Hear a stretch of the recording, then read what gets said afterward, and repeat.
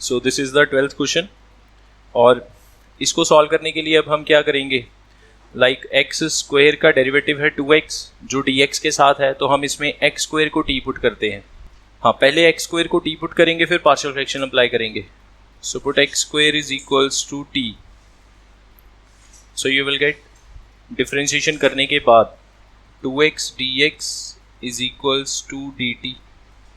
तो अब हम यहाँ पे ये 2x और dx को मिला के dt लिख सकते हैं, और बाकी जहाँ जहाँ पे एक्स स्क्वायर है वहाँ पे t आ जाएगा। So integral I will be 1 by t plus 1 into t plus 2 whole square और साथ में dt। ठीक है। तो अब इसमें क्या है, दो लीनियर फैक्टर है, एक t प्लस 1 और एक t प्लस 2। t प्लस 2 जो है वो रिपीटेड है, वो 2 बार आया। तो आपको याद होगा कॉन्सेप्ट, ऐसे वाले केस में हम क्या करते हैं, जब एक लीनियर फैक्टर 2 या 3 बार रिपीट करता है तो हम उसको उतनी बार लिखते हैं starting from the minimum power. Like आपके पास यहाँ पे है t प्लस 1, वो तो एक बार ही लिखा जाएगा, है ना। इसके ऊपर लिखो a, फिर यहाँ पे लिखेंगे t प्लस 2 विद पावर 1, और फिर लिखेंगे t प्लस 2 विद पावर 2। कहने का मतलब ये है, एक लीनियर फैक्टर की जितनी मैक्सिमम पावर है आप उसको 1 पावर से शुरू करके वहाँ तक लिखो। अगर मान लो t प्लस 2 का क्यूब होता तो हम एक टर्म और ऐड करते, d बाई टी प्लस 2 का क्यूब, लेकिन यहाँ पे स्क्वायर है तो स्क्वायर पे स्टॉप कर दिया। अब हम इसको मल्टीप्लाई करेंगे पूरी इक्वेशन को t plus 1 into t plus 2 whole square के साथ। ठीक है, एलसीएम को ख़त्म करने के लिए। सो आपके पास यहाँ पे क्या आएगा, 1 is equals to a into t plus 2 whole square plus b into t plus 1 into t plus 2 plus c into t plus 1। तो ये हो गई फर्स्ट इक्वेशन। यहाँ से मुझे a b c की वैल्यूज़ चाहिए। अब मेरे पास दो लीनियर फैक्टर हैं, एक t प्लस 1 और एक t प्लस 2। अगर हम दोनों को टर्न बाय टर्न ज़ीरो करेंगे तो दो वैल्यूज़ आएंगी, एक -1 और एक -2। तो हम यहाँ पे दोनों वैल्यूज़ पुट करते हैं, put t is equals to -1 और एक कर लेंगे t इज इक्वल टू -2। दो वैल्यूज़ तो मिल जाएंगी कम से कम हमें। तीसरी वैल्यू के लिए फिर देख लेंगे क्या करना है, पहले दो वैल्यूज़ तो फाइंड आउट करें। t की जगह 1 करो पूरी इक्वेशन में, सॉरी t की जगह -1, तो देखो b वाली टर्म 0 हो जाएगी क्योंकि b में t प्लस 1 है। t की जगह -1 आएगा तो +1 करके 0 हो जाएगा। c वाली टर्म 0 हो जाएगी। a वाली टर्म में आएगा a इंटू 1 स्क्वायर मतलब 1। सो a विल बी 1, एक वैल्यू मिल गई हमें। अब अगर हम t की जगह पे -2 करें, put t is equals to -2। -2 करने से लेफ्ट साइड को तो कोई फ़र्क नहीं पड़ेगा, वो तो 1 ही रहेगी। a के साथ जो फैक्टर है 0 हो गया, b के साथ जो फैक्टर है वो 0 हो गया, बाकी बचा c वाला फैक्टर, तो c के साथ बाकी आ जाएगा -1। So from here c will be -1। अब रह गया b फाइंड आउट करना। तो अब आपके पास a और c की वैल्यूज़ आ चुकी हैं, तो आप चॉइस है आपके पास, जो मर्जी पुट कर सकते हैं। लेट से मैंने 0 किया, सबसे easy value 0। So 1 is equal to a into 2 का square 4 plus b into t की जगह 0 आया तो 1 into 2 plus c into 1। So 1 is equal to a की value 1 into 4 plus 2b, c की वैल्यू -1। तो टोटल यहाँ से b कितना आएगा, ये आपका हो गया 2 - 4 - 2 is equals to 2b, b is equals to -1। Now we can use these values to find the integral. So therefore integral I is equals to 1 by t plus 1 plus, अच्छा b की वैल्यू minus में है तो minus आ जाएगा यहाँ पे, -1 by t plus 2, और c फिर माइनस में है, -1 बाई टी प्लस 2 का स्क्वायर। तो जो पहले वाला है t प्लस 1 और t प्लस 2, इसमें तो लॉग लगेगा, log mod t plus 1 minus log mod t plus 2, और लास्ट वाले में पावर रूल लगेगा क्योंकि इसमें तो जब t+2 पूरा फैक्टर ऊपर ले जाएंगे तो पावर -2 हो जाएगी, तो -2 में एक ऐड करेंगे तो -1 आएगा डिवाइड बाय -1 प्लस c। अब t की जगह वो वैल्यू पुट करो जो हमने सब्स्टिट्यूट करी थी, x² + 1 minus log of x² + 2, फिर माइनस माइनस प्लस हो गया 1/x² + 2 + c। ठीक है, t+2 की पावर -1 है ना, तो उसको नीचे कर लिया +1, और नीचे वाला जो माइनस है ऊपर वाले माइनस को कट कर देगा तो वहाँ पे भी पॉजिटिव हो गया। So finally this will be the answer. Next इसमें 13th क्वेश्चन है, ये आपका होमवर्क है बिकॉज ये बहुत ही सिंपल क्वेश्चन है। जस्ट इसमें एक आइलेट रूल अप्लाई करेंगे हम। आइलेट रूल किस में अप्लाई किया जाता है? Integration by parts. Integration by parts से सॉल्व करेंगे। तो ये जो लॉग ऑफ समथिंग है ये इसको हम एज अ u मानेंगे, और ये जो x² है इसको एज अ v मानेंगे। तो इसमें कौन सा रूल अप्लाई किया हमने? आइलेट रूल, जो किस कॉन्सेप्ट में यूज़ किया जाता है? इंटीग्रेशन बाय पार्ट्स में। तो इस क्वेश्चन को आप खुद सॉल्व कर लेना, मैं वैसे भी रेगुलर क्लास में ये वाला क्वेश्चन सॉल्व करवा चुका हूँ, तो आप इसको लिख लीजिए। You can solve this question by integration by parts. ठीक है, क्लियर है। अब हम कुछ डेफिनेट इंटेग्रल्स के क्वेश्चन सॉल्व कर लेते हैं, डेफिनेट इंटेग्रल्स के।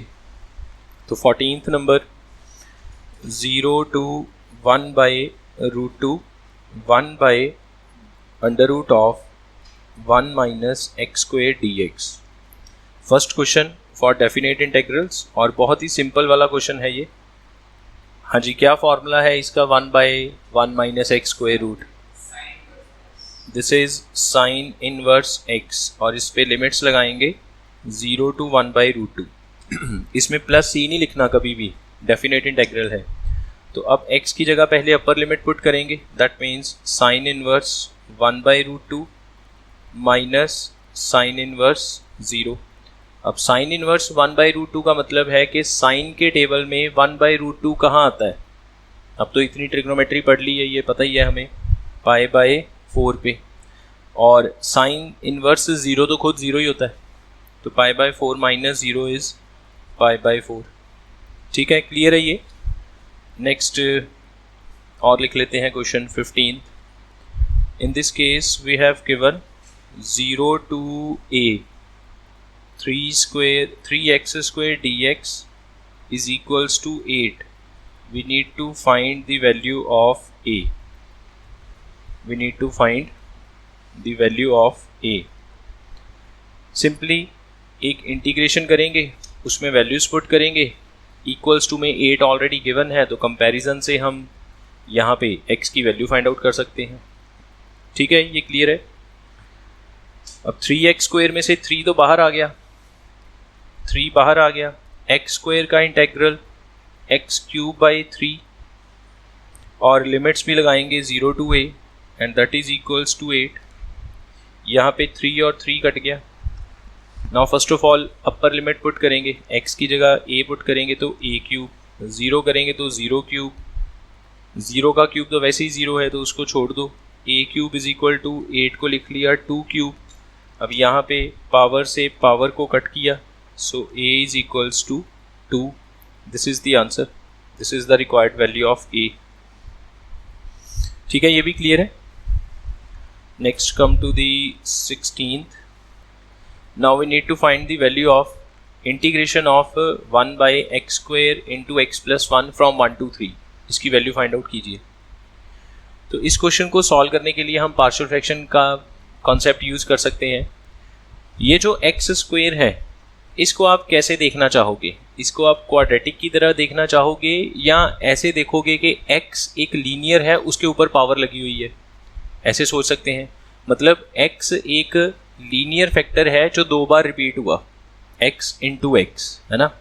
तो इसको अगर हम पार्शियल फ्रैक्शन की हेल्प से सॉल्व करें तो हम इसको ऐसे लिख लेते हैं 1/x² into x + 1 is equal to a/x plus b/x² plus c/x + 1। ये बात समझ में आई ना? मैंने x² को एज अ क्वाड्रेटिक नहीं माना क्योंकि मेरी मर्जी है। अगर तो x² के साथ कुछ और होता, लाइक +2 + 3, फिर तो उसको क्वाड्रेटिक मानना ही पड़ेगा, फिर तो कोई ऑप्शन ही नहीं है।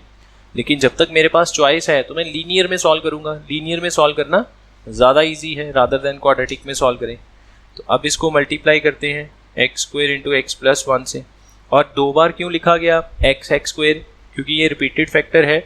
तो पावर स्टार्टिंग पावर 1 से जब तक रिपीट होता है 2, 3, 4 पावर जितनी है तब तक उसको लिखेंगे। ठीक है, अब ये आपके पास क्या आएगा 1 is equals to a into x plus 1 plus b into x plus 1 plus c into x square. And ये फर्स्ट इक्वेशन है जिसमें अब हम सारी वैल्यूज पुट करेंगे।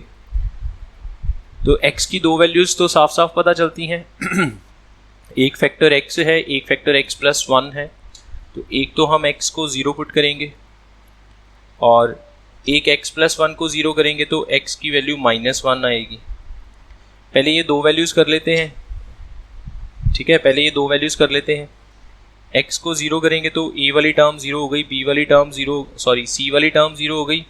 सो b की वैल्यू यहाँ से 1, b इज इक्वल्स टू 1। अब हम x की जगह -1 करते हैं। Put x is equals to -1। तो x की जगह -1 करने से लेफ्ट साइड को तो कोई फ़र्क नहीं आएगा।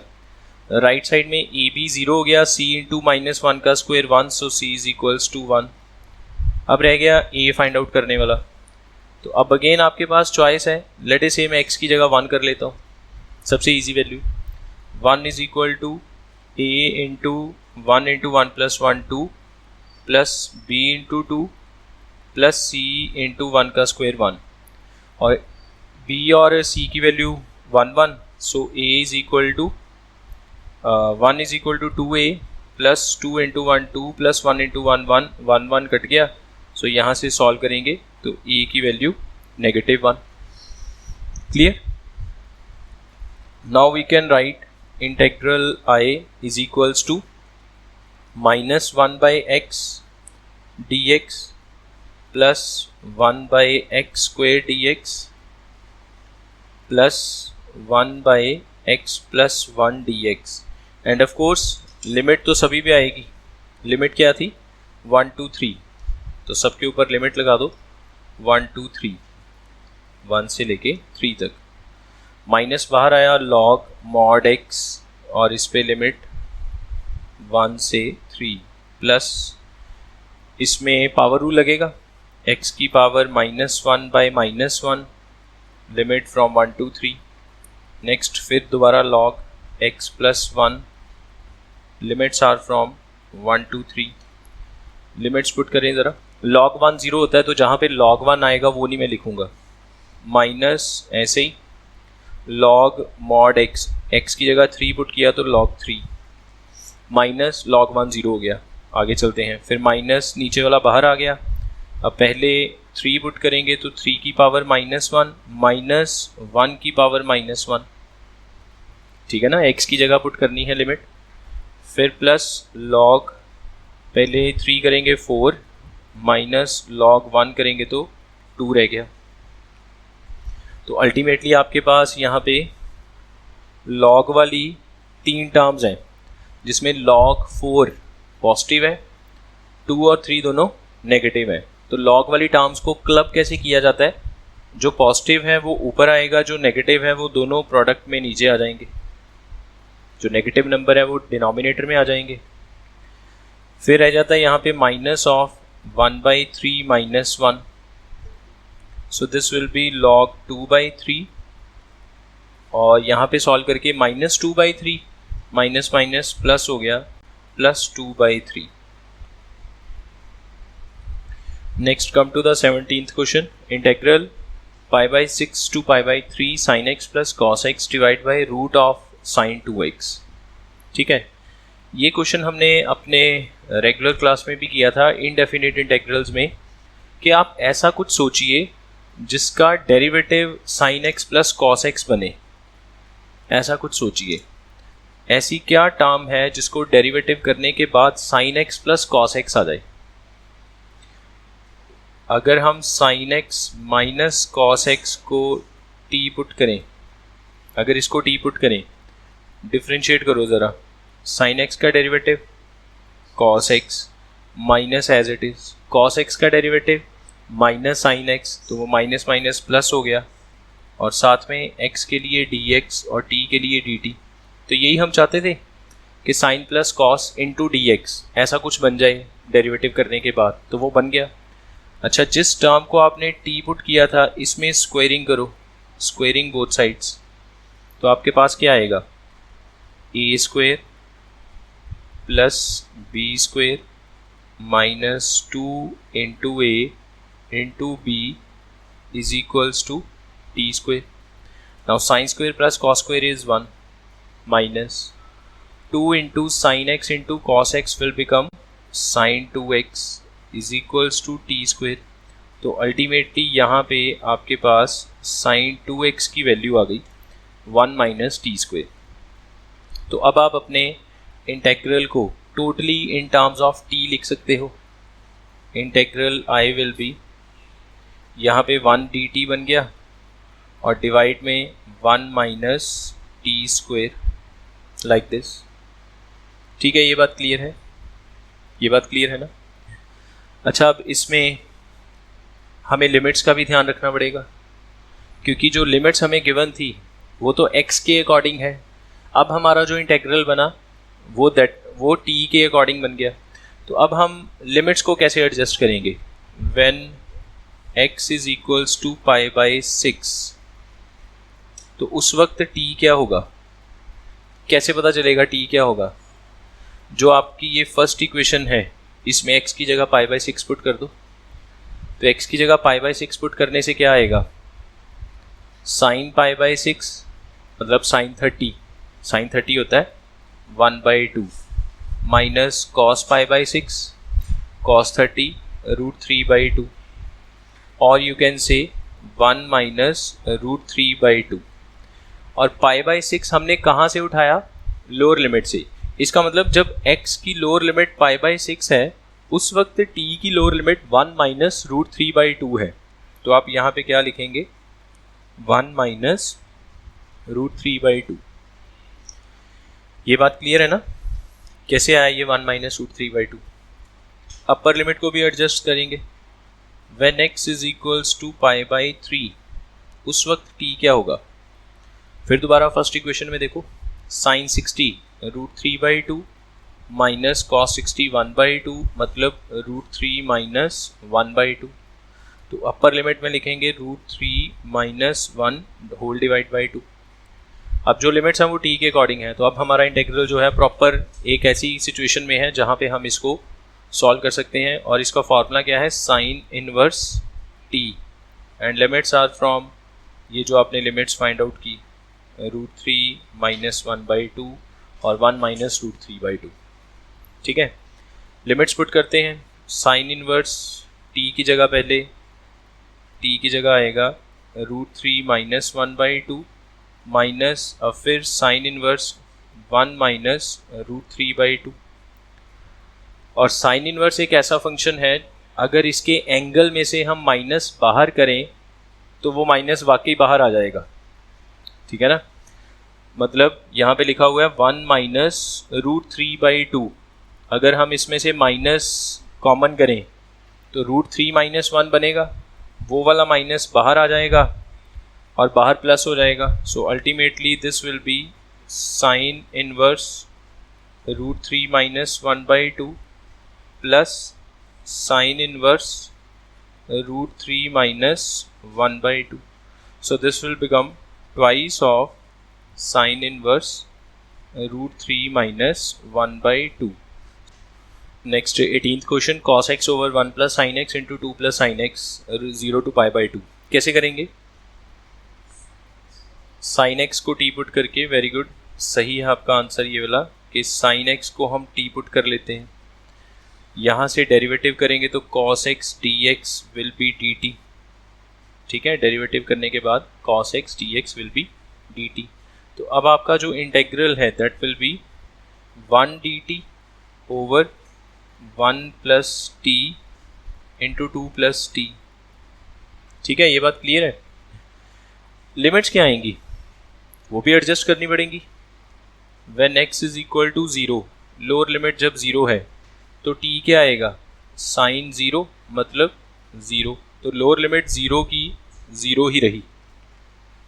When x is equals to pi by 2, उस वक्त t क्या होगा, sine pi by 2 which is equals to 1, upper limit 1 बन गई।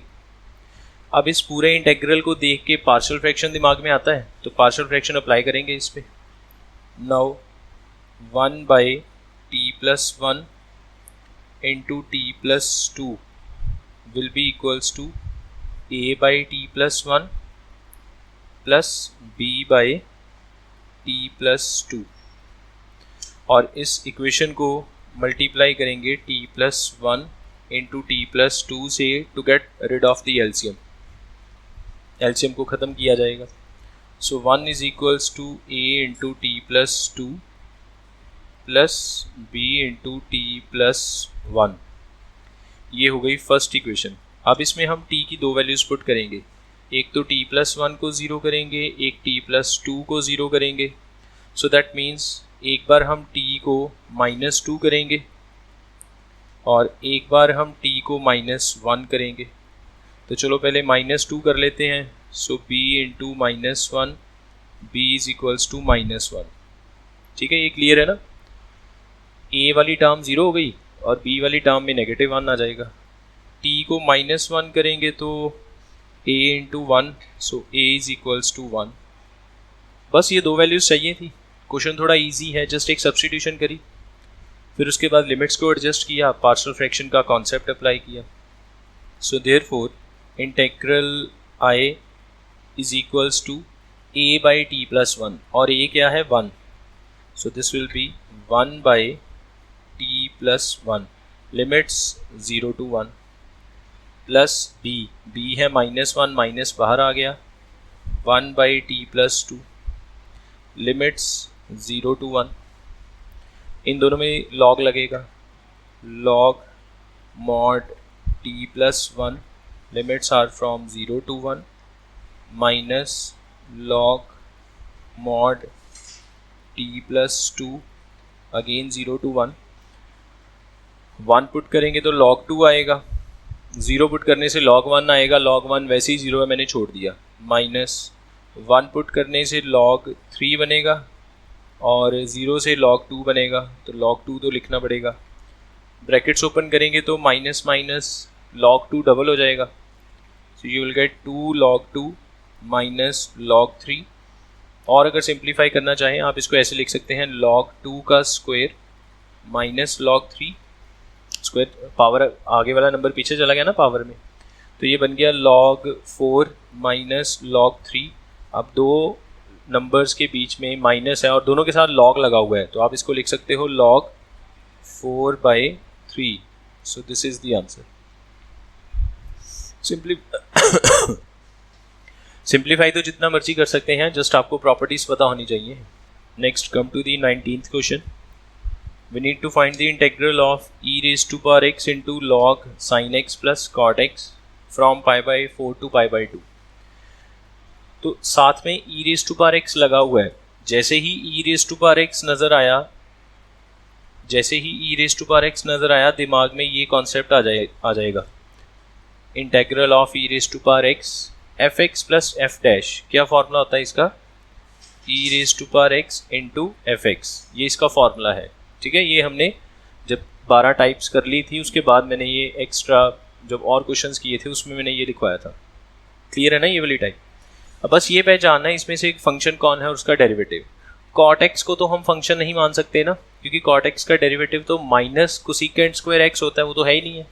तो एक पॉसिबिलिटी ये है कि इसको मैं फंक्शन लेट करके देख लूँ, इसको मैं अगर फंक्शन मान लेता हूँ तो इसका डेरिवेटिव क्या आएगा, इसका डेरिवेटिव अगर करेंगे तो डेरिवेटिव क्या होगा, पहले लॉग का derivative 1 by sine x into sine x का डेरिवेटिव कॉस एक्स, तो अल्टीमेटली ये क्या बना कॉट एक्स। इसका मतलब है पहले वाला फंक्शन है, दूसरा उसका डेरिवेटिव है, और e raise to power x बाहर प्रोडक्ट फॉर्म में जुड़ा हुआ है, तो इसका तो बहुत सिंपल हो गया, e raise to power x into f x की जगह लॉग साइन एक्स, और limits are from pi by 4 to pi by 2। अब लिमिट्स पुट करनी है, जस्ट अपर लिमिट पुट करते हैं पहले, e raise to power pi by 2 into log sine pi by two. Sine pi by two कितना होता है 1, तो log 1 आ गया। फिर minus e raise to power pi by 4 into log sine pi by 4। Sine pi by 4 1/√2। ठीक है, log 1 तो वैसे ही 0 होता है, log 1 0 है तो log 1 वाली टर्म खत्म, बाकी रह गया minus e raise to power pi by 4 into log 2 raise to power -1/2। ऐसे लिख ले, पावर ऊपर ले गए नेगेटिव हो गई और रूट का मतलब माइनस, अब पावर आगे आ जाएगी, लॉग की पावर आगे आ जाएगी, बाहर पहले से माइनस है तो माइनस इंटू -1/2 पॉजिटिव 1/2 बन गया into e raise to power pi by 4 into log 2। So this will be the answer. Next come to the 20th question. We have given integral of 3x² plus 2x plus k 0 to 1 is equal to 0। we need to find k। Integration करनी है सबकी। 3 बाहर आया, x² का integral x³/3 limits are from 0 to 1। 2 बाहर आएगा, x का integral x²/2 limits 0 to 1। k constant है, बाहर आ गया, साथ में सिर्फ dx रह गया, उसका integral x 0 to 1 is equal to 0। यहाँ पे ये 3 कैंसिल कर दिया, 2 कैंसिल कर दिया, सब में 1 - 0 पुट करना है, तो ये आएगा 1 - 0 1 हो गया, plus again 1 - 0 1 plus k into 1 - 0 that is again 1। So k is equals to -2।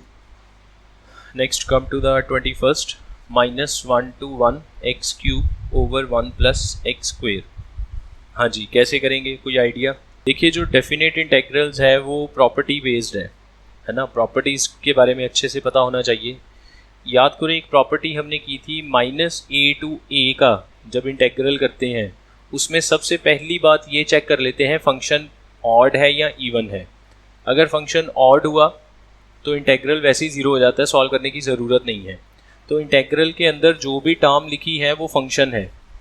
ठीक है, मैं ऑड इवन क्यों चेक करने लगा हूँ, बिकॉज इसकी जो लिमिट है वो -a to a है, मतलब अपर और लोअर लिमिट में सिर्फ नेगेटिव का फ़र्क है। तो मैंने इसको फंक्शन मान लिया f(x) is equals to x³/1 plus x²। अब मैं यहाँ पे x की जगह -x पुट करके देखूँगा, ये रूल है ना, ये रूल है फंक्शन को ऑड इवन चेक करने का। तो देखें ज़रा क्या बनता है, -x पुट करने से -x³ -x³ और स्क्वायर करके तो पॉजिटिव ही रहेगा। तो अगर मैं इस माइनस को छोड़ दूँ, अगर इस माइनस को छोड़ के सिर्फ इतने पार्ट को देखा जाए, ये तो दोबारा फंक्शन बन गया, ये तो दोबारा से फंक्शन बन गया। इसका मतलब है x की जगह -x पुट करने से दोबारा फंक्शन बन जाएगा, बस माइनस का फ़र्क आएगा। तो ये कौन सा फंक्शन हुआ, ये कौन सा फंक्शन है, ऑड फंक्शन। अच्छा, अगर ये माइनस का भी फ़र्क ना आए, बिल्कुल सेम फंक्शन ही बन जाए, तो फिर वो कौन सा फंक्शन होता है, इवन फंक्शन। अब क्योंकि जिस फंक्शन की हमने इंटीग्रेशन करनी है वो ऑड फंक्शन है और उसकी लिमिट में सिर्फ माइनस का ही फ़र्क है, तो इसमें डायरेक्टली आप कह सकते हो इंटेग्रल इज इक्वल्स टू 0। बात समझ में आई ना, इंटेग्रल 0 क्यों है, बिकॉज जिस एक्सप्रेशन का आपने इंटेग्रल करना है वो ऑड फंक्शन है, और ऑड फंक्शन की लिमिट्स में जब सिर्फ नेगेटिव का फ़र्क आए तो उसकी इंटीग्रेशन हमेशा 0 आ जाएगी। ठीक है, क्लियर है ये। एक और ऐसा ही क्वेश्चन है जिसमें ऑड इवन का कॉन्सेप्ट यूज़ किया जा सकता है। लेट अस से इंटेग्रल है -1 to 1 log 2 plus 3x over 2 minus 3x mod dx। Check कर लेते हैं ज़रा, ये ऑड है या इवन है।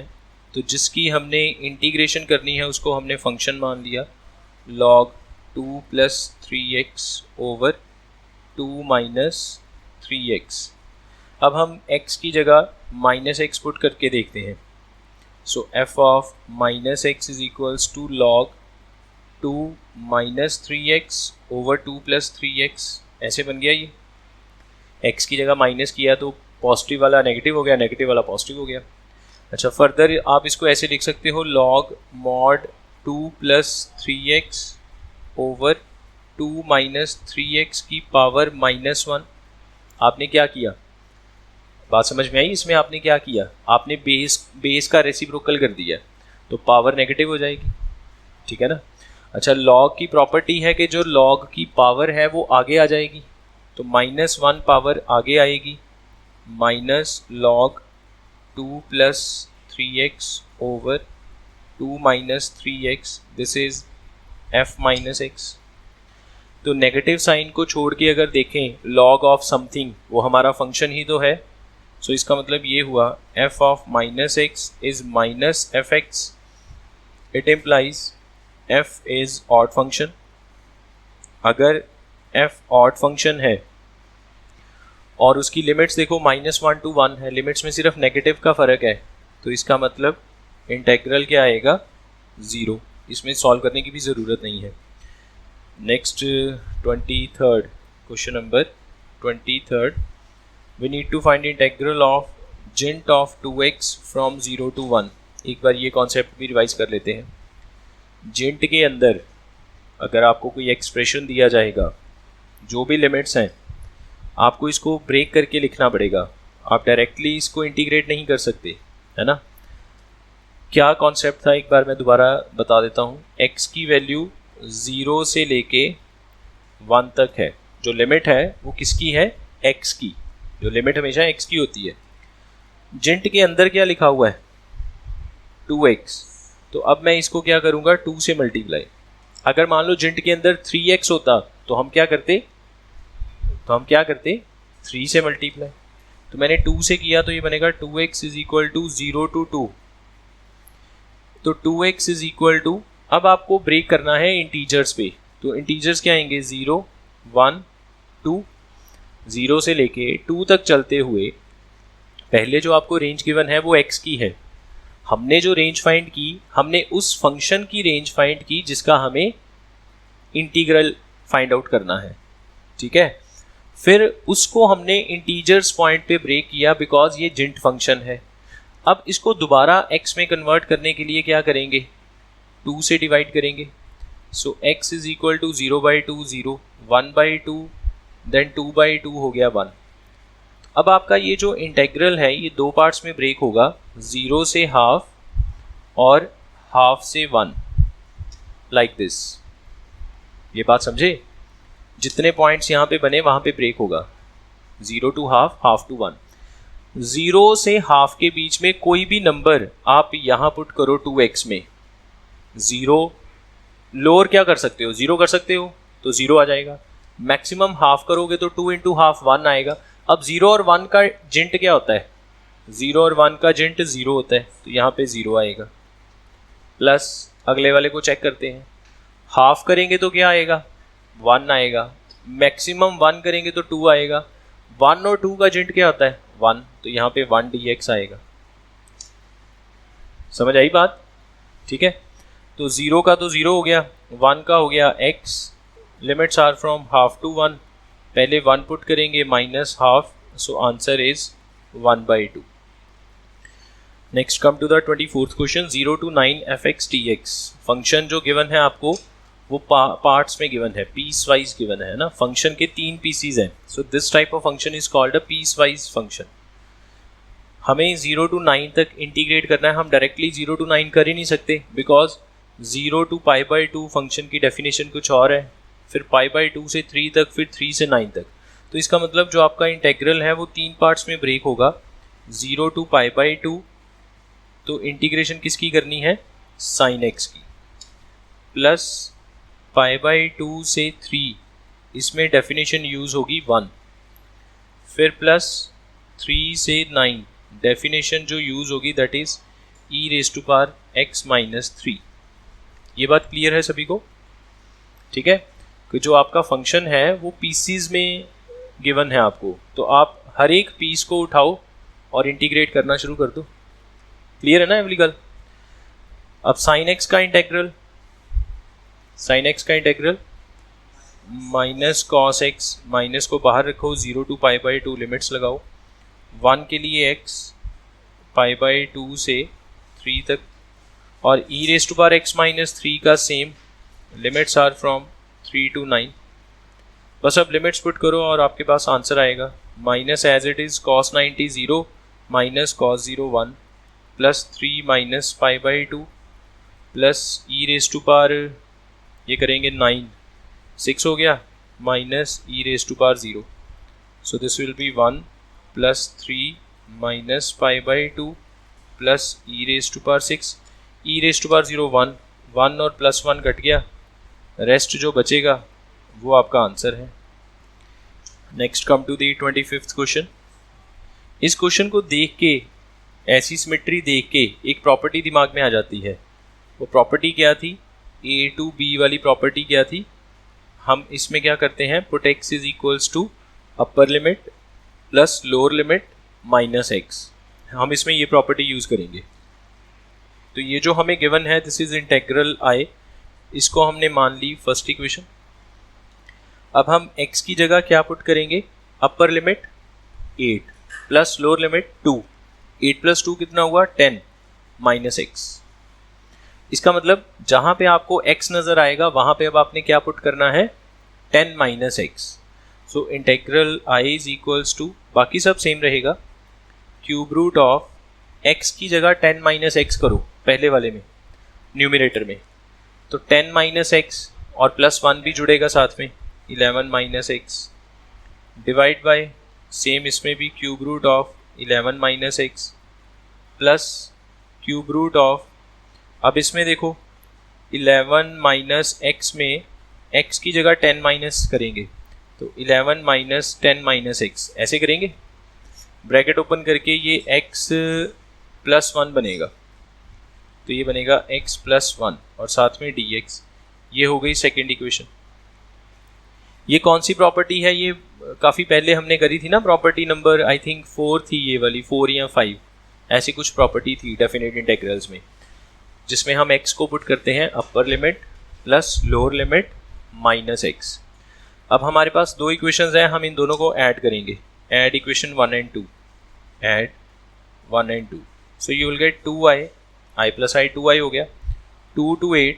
अब ज़रा वैसे ही मन में ऐड कर लो, वैसे ही देखो मन में ऐड करो, दो इक्वेशंस हैं, दोनों की राइट साइड में एलसीएम सेम है, एलसीएम सेम है ना, और जब आप न्यूमिनेटर्स को ऐड करोगे तो डिनोमिनेटर न्यूमिनेटर भी सेम हो जाएगा, तो कट कट आके 1 रह जाएगा। डिटेल में लिख सकते हो ऐसे, cube root of x plus 1 plus cube root of 11 minus x divide by cube root of x plus 1 plus cube root of 11 minus x। तो ये तो 1 बन गया, कैंसिल करने के बाद 1 बनेगा, 1 का integral x and limits are from 2 to 8। So 2i is equals to 8 minus 2 which is equals to 6. So integral I is equals to 3. Next come to the 26th question. We have given integral 1 by 4 plus x square 0 to a is equals to pi by 8. We need to find this a. तो जो 1 by 4 है इसको हम लिख सकते हैं 1 by 2 square plus x square 0 to a dx is equals to pi by 8। ये तो फॉर्मूला बन गया 1 by a into tan inverse x by a की जगह 2 आएगा, और लिमिट्स क्या है, अच्छा लिमिट्स में हाफ को रखने की क्या ज़रूरत है, हाफ तो कांस्टेंट है ना, limits 0 to a is equals to pi by 8। अब यहाँ पे सामने सामने 2 को 8 से कट किया, so you will get tan inverse a by 2 minus tan inverse 0 by 2 मतलब 0 is equal to pi by 4। 8 को कट किया तो यहाँ पे 4 आया, पाई बाई 4। क्लियर ये वाली बात है ना। अब tan इनवर्स 0 तो वैसे ही 0 होता है, तो tan inverse a by 2 is equals to pi by 4, तो a by 2 is equals to tan pi by 4। ITF को हम दूसरी तरफ ले गए तो वो ट्रिग्नोमेट्रिक फंक्शन बन गया, tan पाई बाई 4 की वैल्यू 1, tan का इन्वर्स है ना लेफ्ट साइड में, इन्वर्स को जब दूसरी तरफ ले जाएंगे तो सीधा tan हो गया। So a by 2 is equals to 1, so a is equals to 2, cross multiply किया, सो a की वैल्यू 2। ठीक है, ये भी क्लियर है। एक आध और कर लेते हैं, मॉडुलस वाला क्वेश्चन कर लेते हैं। 27th question, we need to find integral of mod of 2x minus 1 from 1/4 to 1, mod of 2x minus 1 from 1/4 to 1। अब किसी भी टर्म पे अगर मॉडुलस लगा है तो आप डायरेक्टली इंटीग्रेट तो कर नहीं सकते, आपको मॉडुलस हटाना पड़ेगा। मॉडुलस हटाने के लिए दो साइन लगते हैं, प्लस माइनस का। तो हमने क्या सीखा था, मॉड के अंदर अगर लीनियर टर्म है उसको ज़ीरो करो। x की वैल्यू क्या आई, 1/2। इसका मतलब 1/2, इसको नंबर लाइन पे जब आपने प्लॉट किया, 1/2 को नंबर लाइन पे जब प्लॉट किया तो राइट साइड हमेशा पॉजिटिव आएगा, लेफ्ट साइड हमेशा नेगेटिव आएगा। राइट साइड से कन्वेंशन शुरू करते हैं। हमने देखा हमने कहाँ तक इंटीग्रेट करना है, हमने इन्फिनिटी तक थोड़ी करना है, हमें तो 1 तक करना है। तो 1 तो यहीं पे कहीं पे रुक जाएगा, और 1/4 से शुरू करना है। 1/4 1/2 से पीछे आएगा, है ना। दैट मीन्स के 1/4 से 1/2 जो इंटीग्रेशन होगी वो नेगेटिव साइन के साथ होगी, 1/2 से 1 की जो इंटीग्रेशन होगी वो पॉजिटिव साइन के साथ होगी। सो therefore integral I will be 1/4 to 1/2, ये नेगेटिव साइन के साथ, और यहाँ पे लिखेंगे 2x minus 1, और अगली इंटीग्रेशन पॉजिटिव साइन के साथ 2x minus 1 1/2 to 1। अब तो जस्ट सिंपली इंटीग्रेट करो, इंटीग्रेट करके लिमिट्स पुट कर लो, you will get the answer. तो माइनस एज इट इज़ बाहर रहने दो, माइनस को बाहर रहने दो। 2x का इंटेग्रल x स्क्वायर आएगा, and limits are from 1/4 to 1/2, minus 1 का इंटेग्रल x 1/4 to 1/2, फिर प्लस, फिर 2x के लिए x square 1/2 to 1, minus x के लिए अगेन 1/2 to 1। अब जस्ट लिमिट्स पुट करो इसमें and you will get the answer. तो पहले 1/2 पुट करते हैं, स्क्वायर करके 1/4, माइनस 1/4 किया 1/16, then minus half minus 1/4, then plus 1 का square 1 minus 1/4, minus 1 minus half. ठीक है, अब ये ज़रा आप एलसीएम वगैरह लेके सॉल्व करके मुझे आंसर बता दो इसका। क्या आंसर आया, 5/16।